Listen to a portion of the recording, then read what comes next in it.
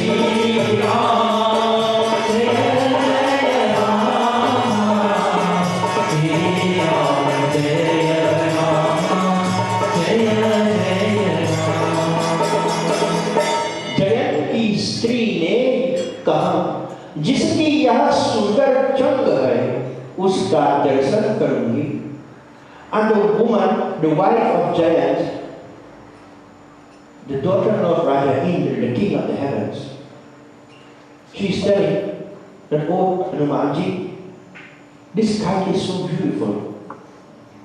My wish, my wish in my mind is to see that person who has created this kite. Now there's a philosophy behind this. There's a philosophy behind it, but I'll tell you after. इसी कारण से मैंने इसे पकड़ा है. This is why I love to it, because I want to see who has created this beautiful kite. Mahavir ji ने आकर प्रभु से सब हाल कहा, and Prabhu Shri Ram was told by Hanuman as Hanuman came down to earth everything that had happened and who is holding the kite. This kite represents this universe.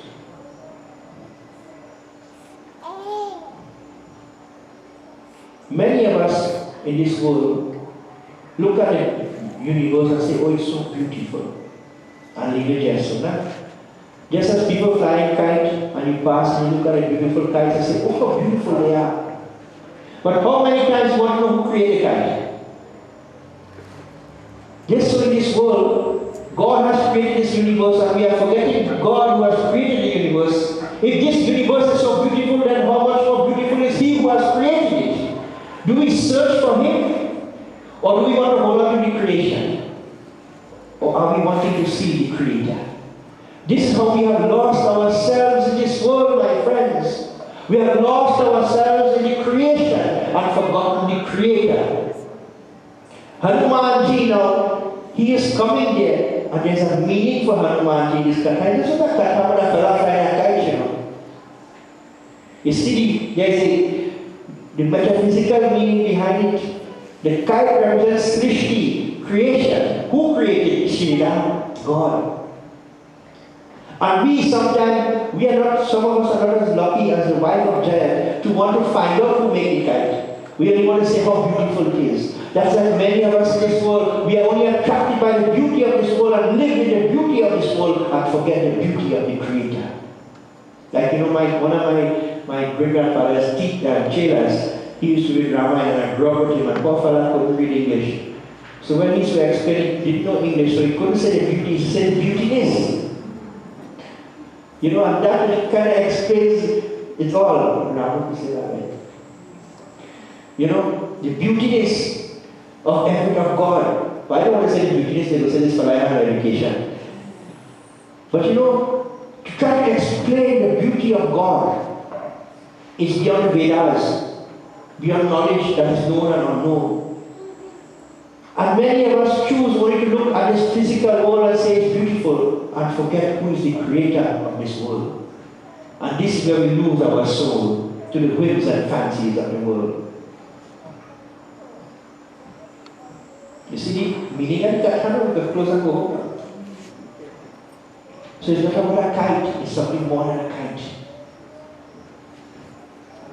And who is this Hanuman who is going from God to the lady and coming back studying? That's the Guru. The Guru is the go between you and God. He is the one to give you the motivation and help you to get the message through. To bring the message of Ram to you and to assist you that your prayer can go to Ram. That is what the Guru is. What is the Guru Gita says Guru is? Gu means Guna and Ru means to plant in Guru Gita. That the Guru is one who plants the good qualities in you and teach you how to grow it, how to look after it and cause it to blossom. The Guru cannot give you the fruit. He will teach you how to make the fruit. He gives you the motivation. And this is what Hanumanji is representing in this katha. Samajh gaya? Ha Yagna, ha Kina? Yes or no? Yes. You want me to say it back again? Because if I leave here and get tired, then I will have failed tonight. So you want me to go into it again so you can understand the katha? Before I continue to read again? The kite in this katha represents the world, the universe, that is beautiful, that we all get lost behind. And the lady represents the person who is searching for God. For she sees the beauty of the kite, but she wants to know who makes it. So this is the devotee who sees the beauty of the world and wants to know the creator of this universe. Forgetting the world, she wants to know the God. This is what we must be. And how does she get to know God? Through the message and the guidance of the Guru, who is the Hanuman. You see how important this book has so much philosophy? And more you read, you will understand. This book will give you the knowledge and give you the keys to open every single chaukai once you go to it. What happens next? Hanumanji goes to Sri Ramchandra and tells him, this lady wanted this guy and she wants to see you. But it can also mean another thing too. Holding on to the kite and wanting to see God is another philosophy too. How many people living a worldly life and want to find God? It can't work. This very Guru is coming. Hanuman is coming. Many people in this world today, you get tied up in materialism and you forget your spirituality. Sometimes you get tied up in materialism and you're hoping for liberation, but how could you walk two roads at the same time? This is why in Sanatana Dharma there is what is called the Chalu Asana. The four stages in life: Brahmachari, studentship; Grihasti, family life; Banprasti, paying off your debts; and Sannyasi, divorce from the world of attachment. That's what it means. How many of us, we are still tied up in this world of materialism? How many many people today, we die of thinking about the money. I will tell people when I go funeral, I say people used to carry things when they're dead, you have job to make it a totally daughter carry it. So you can't carry nothing when you're dead. All you will carry with you are your actions. What you will leave back here, everything else. So you cannot hold on to this material world and find God. You have to look at the beauty of this world and say, God is more beautiful. God is great that has created this majestic illusion that we are all enjoying. Let us go back to Him. But you cannot hold on to illusion and try to find God. This is where the Guru is there now to give you the motivation to understand. He will bring the message to you. He will bring the news to you to set you free. And this is what Hanuman is representing in this katha, going to and from. Going to God and going to the man, going to the woman, the person. This is the Guru. He is the go-between you and God. So Sri Hanumanji now goes back to Sri Ram and telling what has happened.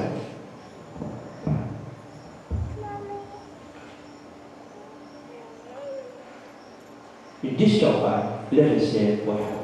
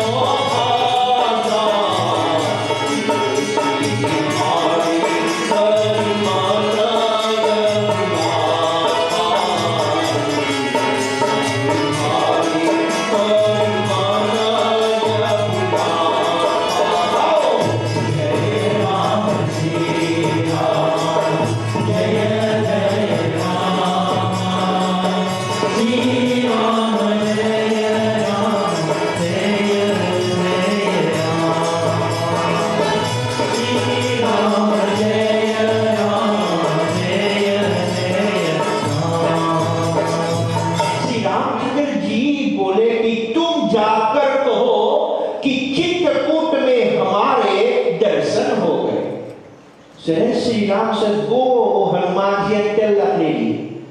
He's a little boy, but he's already planning. You see, this whole thing is planned. Sri Ram knew what was going to happen. This is already planned. What is he going to do? Who is he going to meet? So he's telling Hanumanji, go tell that lady that she will meet me in Chitrakoot.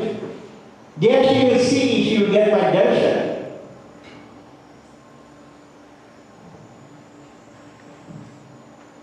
Hanuman ji ने उससे जाकर कहा और उस नारी ने मन में दर्शन की इच्छा घर पतन छोड़ दी. And so Hanuman ji went to Amaravati, that's the name of heaven, where Raja Indra ruled. What is called? Amaravati. Amar meaning immortal. Amaravati means the place of the immortals. So the city of Raja Indra is called? Say it, Amaravati. Some people there, you know. Ka, tu sutar ka. Bol na. What's the name of this place? Amaravati. Say it loudly. Jor se. Halla. Amaravati. Amaravati is the kingdom of the heaven where Raja Indra rules. And so, Sri Ram is tell that lady in Chitrakoot she will meet me. So Sri Ram already know he will be going to Chitrakoot. He knows what he's doing. Everything is planned already. Nothing is happening by guess, but he's acting like man. As Katha will continue across a few days, you will understand how God plays man. Why Sri Ram is an ideal man, the ideal son, the ideal husband, the ideal king. For God has come on earth not to show his majesty, but to show us how to live. God does not need to prove himself to you or I, because he has already proven himself by creating us all. So why does he come time after time? He comes to teach us how to live. Because sometimes in this world we forget how to live. We get tied up in materialism. Like you see today in the papers, the fellow shoot his brother and he shoot himself and he do a cremation one time. You see people forget themselves and power corrupts them. As I was noticing that today and telling to my driver, I was saying, it is because what happened? We forget God. If we put the Lord in our lives and we surrender, you say, what is sadhu prayer?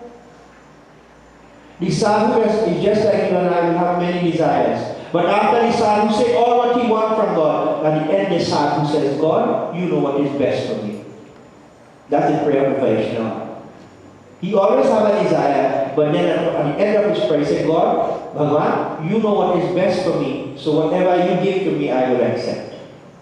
But you see, in this world, if we take it upon ourselves to want everything, to claim everything, then when we do not get what we desire, then we become angry, then we become jealousful, then we become hateful, then we want to do wrong things, then we want to separate ourselves from people. Then we want to find fault in those who are enjoying seemingly because we do not have what they have. Remember one thing, my friends. If everybody in this world was millionaires, then we are all starved and dead. And if everybody in this world was beggars, we are all starved and dead. So there must be rich and there must be poor, there must be good and there must be bad. It is a balance in the universe to keep everything working right. Because somebody has to be a gardener, somebody has to be a drain cleaner, somebody has to be a doctor, somebody has to be a lawyer, somebody has to be an engineer, somebody has to be a prime minister, somebody has to be something. All of us have an occupation, and our occupations are all important, and our occupations are all equal. No matter, you may think I am making any money like that person, but without me, nothing can happen. Think about it. They invite me to come and read the yajna. They didn't invite Panditya to read the yajna. They asked for our puja. So that's his job. And if I decide me to come, then what happen? He go back. So then they will get an expanded, but it will not be the same, because somebody else was supposed to come. In the same way, all of us are equal in this yajna. All of us are equal in every work that we perform. If someone does not clean the roads, then disease will come. And if people get sick, then the doctor will be able to help you. So you see, my friends, everyone is equal. So never look at yourself as a second-class person. Never look at yourself as an unimportant person. Your job is just as important as the Prime Minister Kamala Harris, because you put she in. So who is important? We are all equal. So never feel inferior, my friends, because we are all divine children of that same God. We are all important equally. None is different. It's only when our minds get in Maya, then we see difference. But when our mind is in Bhagavan, we see divinity. It is told in the Vaishnava Granth that the bhakta, the devotee, does not see good or bad in anybody. Because if I am to see good in you, then I will have to compare you with bad. So then in my mind I have different thinking. If I have to see bad in someone, then I am comparing you. So then I have bad in me. But what does the bhakta see in everyone? The bhakta sees Krishna in everyone. The bhakta sees God in everyone. So when I look to everyone, I see divinity. So when I address that person, I'm not talking to my husband or my wife or my child or my friend or my boss or my subordinate. I'm speaking to God.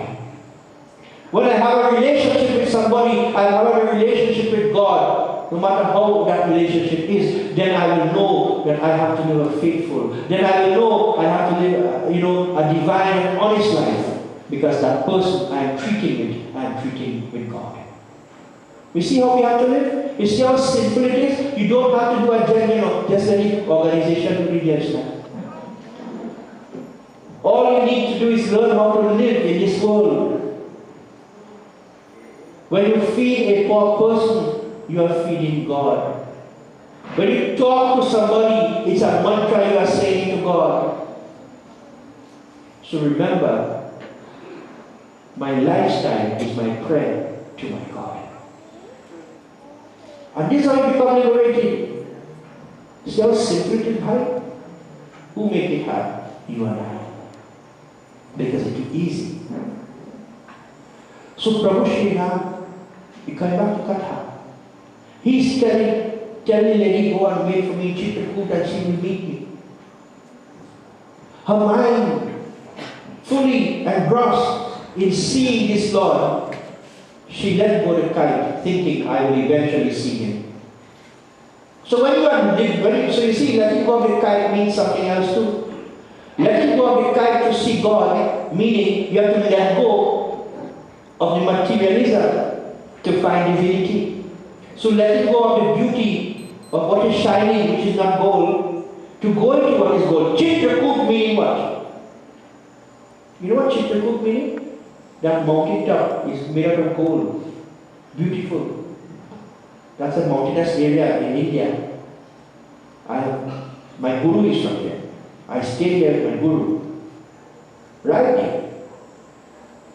And then called the top is made out of gold. So to be the highest pinnacle, the brightest pinnacle of divinity, you have to let go to the false gold, the raw gold, the illusionary things, and hold on to what is good. Go to where is good, find a good company, go to the good place, do not remain in the place of material addiction.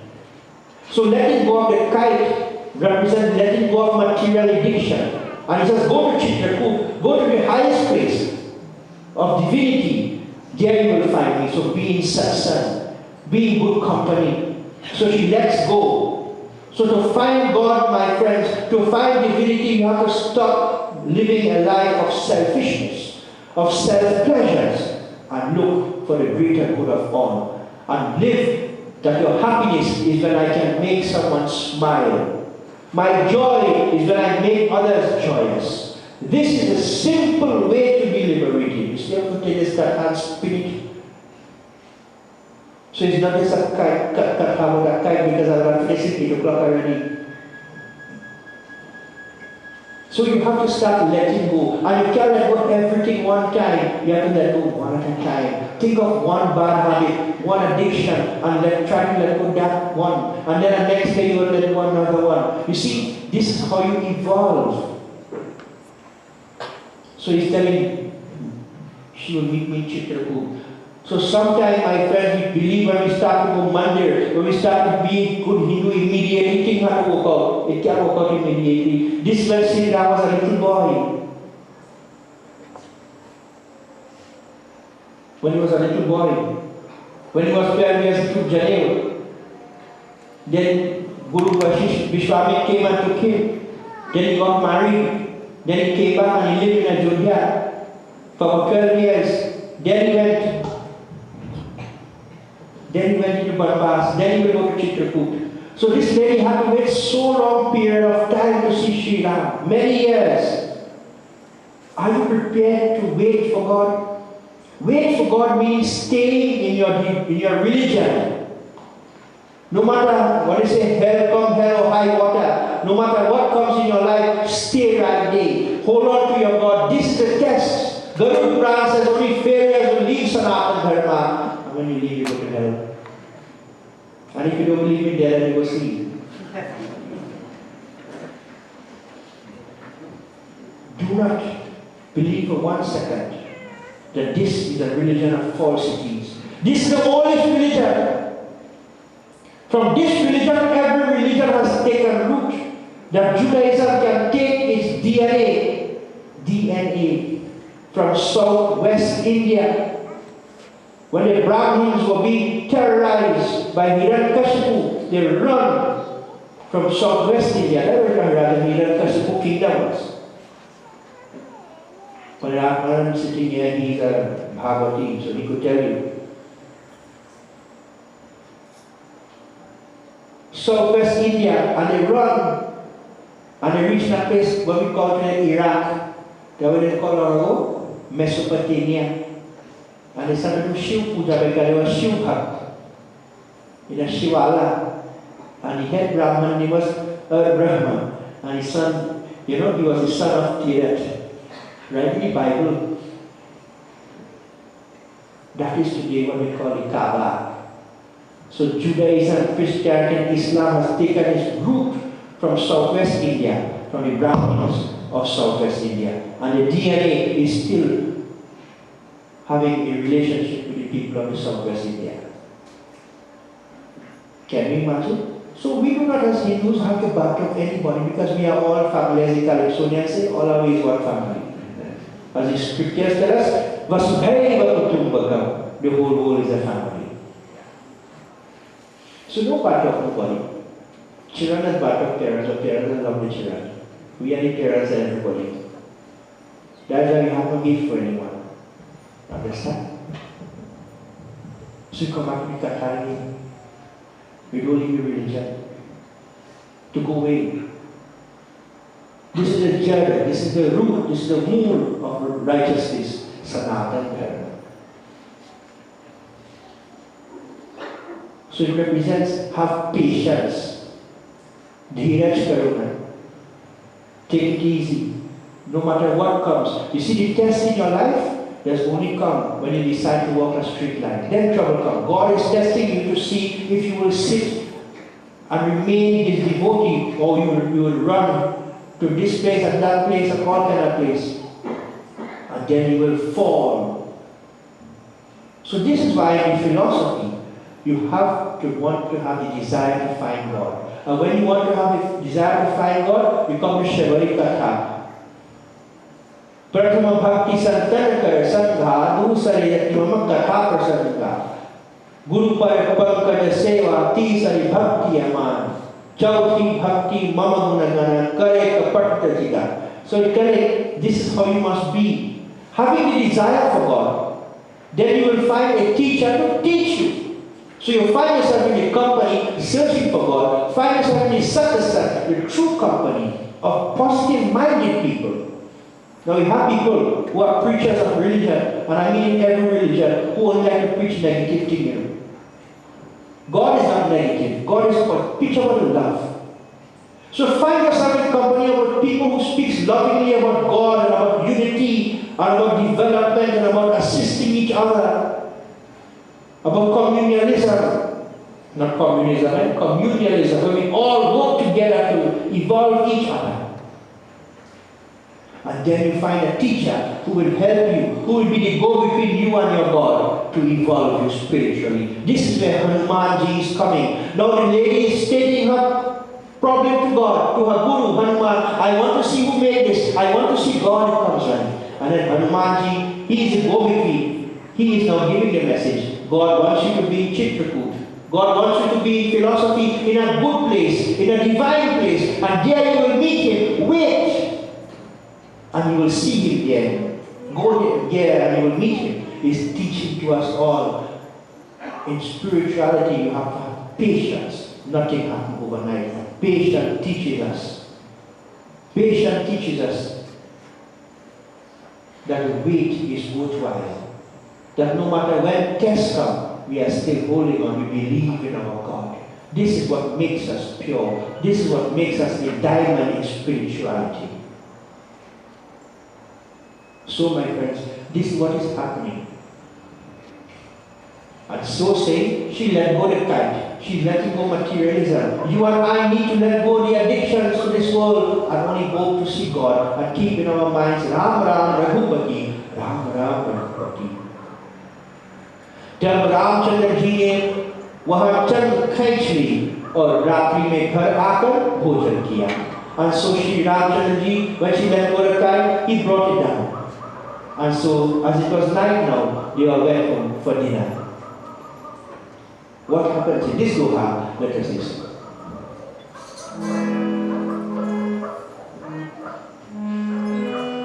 Doha.